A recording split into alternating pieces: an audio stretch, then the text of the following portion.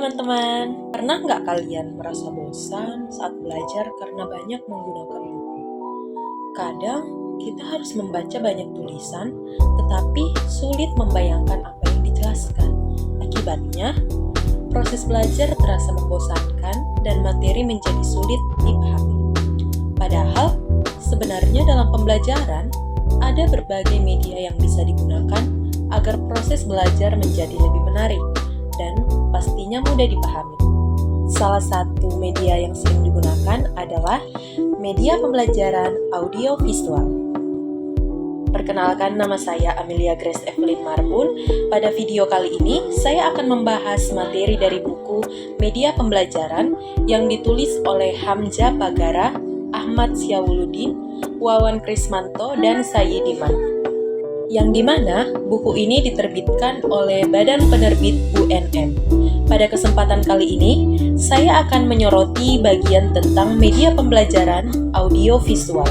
Jadi, media pembelajaran audiovisual ini merupakan media yang digunakan untuk proses pembelajaran dengan menggabungkan unsur suara, gambar secara bersamaan. Dengan adanya unsur suara dan visual tersebut, siswa tidak hanya mendengar penjelasan dari guru, namun dapat melihat gambaran atau visualisasi dari materi yang sedang dipelajari.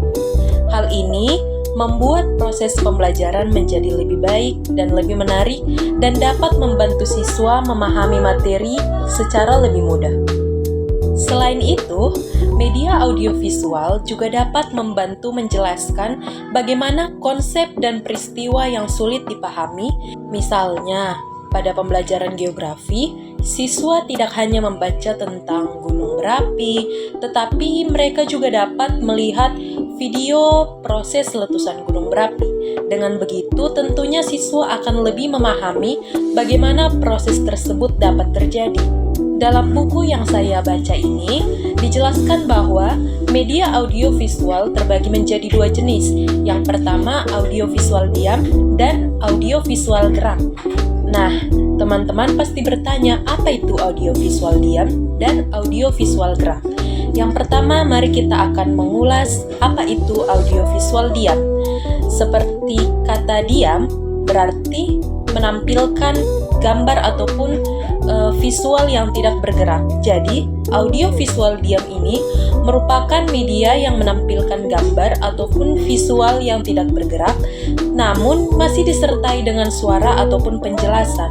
Walaupun gambarnya tidak bergerak, media ini tetap membantu siswa dalam memahami materi, karena mereka dapat melihat gambar sambil mendengarkan penjelasan dari guru. Nah, apa saja sih contoh dari media audiovisual diam?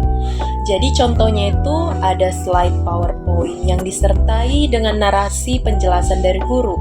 Terus yang kedua, ada foto ataupun gambar yang disertai dengan penjelasan secara lisan. Nah, yang ketiga, ada slide presentasi yang dilengkapi dengan rekaman suara. Dan yang keempat, ada gambar peta yang dijelaskan dengan penjelasan audio.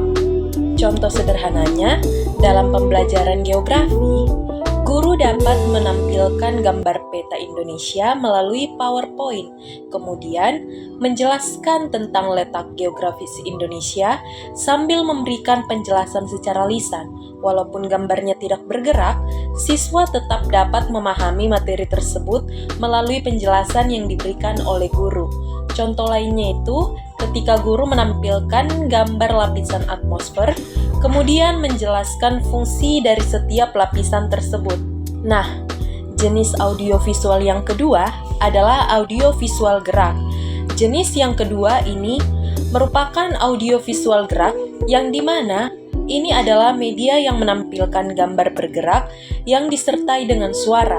Media ini biasanya lebih menarik karena siswa dapat melihat secara langsung suatu proses ataupun peristiwa yang sedang dijelaskan. Terus, apa saja sih contoh media audiovisual gerak? Jadi contohnya itu antara lain video pembelajaran, film dokumenter pendidikan, animasi pembelajaran, video demonstrasi suatu proses, serta video eksperimen. Sebagai contoh, dalam pembelajaran geografi, siswa dapat menonton video tentang proses terjadinya gempa bumi ataupun video tentang proses terbentuknya hujan. Dengan melihat video tersebut, siswa dapat memahami materi yang lebih jelas karena mereka langsung melihat dan mendengarkan bagaimana proses itu terjadi dan berjalan. Contoh lainnya adalah animasi tentang pergerakan lempeng tektonik, yang dimana ini menunjukkan bagaimana pergerakan lempeng itu dapat menyebabkan gempa bumi ataupun terbentuknya gunung. Jadi, penggunaan media audiovisual dalam pembelajaran memiliki banyak manfaat. Media ini dapat menarik perhatian siswa, membuat pembelajaran menjadi lebih menarik, serta membantu siswa memahami materi yang sulit. Selain itu, media audiovisual juga dapat meningkatkan motivasi belajar siswa karena pembelajarannya menjadi lebih interaktif dan tidak membosankan.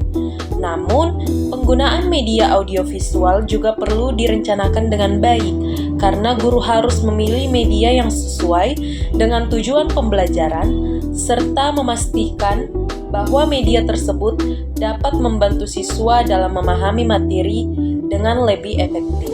Nah, dengan demikian, media pembelajaran audiovisual ini merupakan media yang memanfaatkan gabungan antara suara dan gambar untuk membantu proses penyampaian materi pembelajaran agar menjadi lebih jelas, menarik, dan dapat dipahami oleh siswa.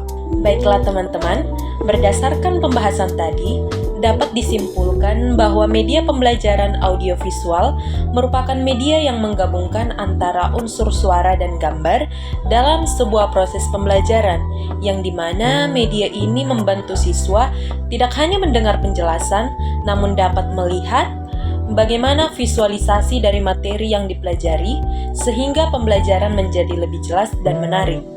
Media audiovisual terbagi menjadi dua, seperti yang sudah saya jelaskan di awal, yaitu audiovisual diam, yang dimana ini hanya menampilkan gambar yang tidak bergerak, tapi disertai dengan suara, dan audiovisual gerak, yang dimana ini menampilkan gambar bergerak, serta suara seperti video maupun film pembelajaran.